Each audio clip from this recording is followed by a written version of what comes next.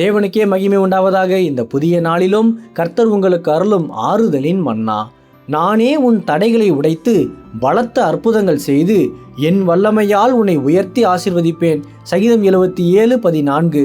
அதிசயங்களை செய்கிற தேவன் நீரே, ஜனங்களுக்குள்ளே உம்முடைய வல்லமையை விளங்க பண்ணினீர்.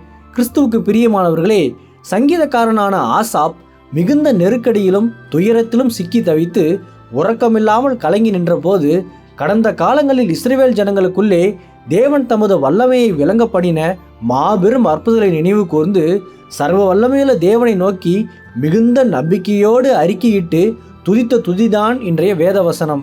இன்று மனிதர்களால் முடியாத எல்லா காரியங்களையும் தேவன் தம்முடைய மாபெரும் வல்லமையினால் உங்களுக்குள் மிக எளிதாக செய்து முடித்து மகிழச் செய்வார்.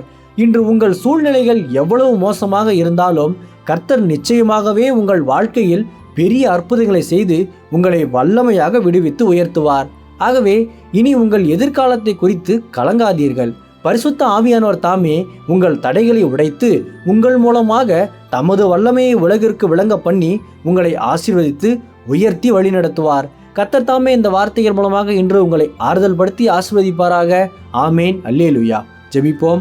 என் அன்புள்ள பரிசுத்த பரலோக பிதாவே, இந்த புதிய நாளுக்காக உமக்கு ஸ்தோத்திரம். அற்புதத்தின் ஆவியானவரே, இன்று நீரே என் தடைகளை உடைத்து பலத்த அற்புதங்கள் செய்து உமது வல்லமையால் என்னை உயர்த்தி ஆசீர்வதித்தருளும். இன்று பிறந்த நாள், திருமண நாள் கொண்டாடும் உமது பிள்ளைகளின் இந்த புதிய ஆண்டை உமது நன்மை கிருபையால் முடிசூட்டி ஆசீர்வதியும். பிதாவே, இயேசுவின் வருகையில் நான் அவரோடு எடுத்துக்கொள்ளப்படும்படி என்னை தகுதிப்படுத்தும், தயார்படுத்தும். இயேசுவின் நாமத்தில் ஜெபிக்கிற நீங்கள் நல்ல பிதாவே. ஆமேன். மாரநாதா.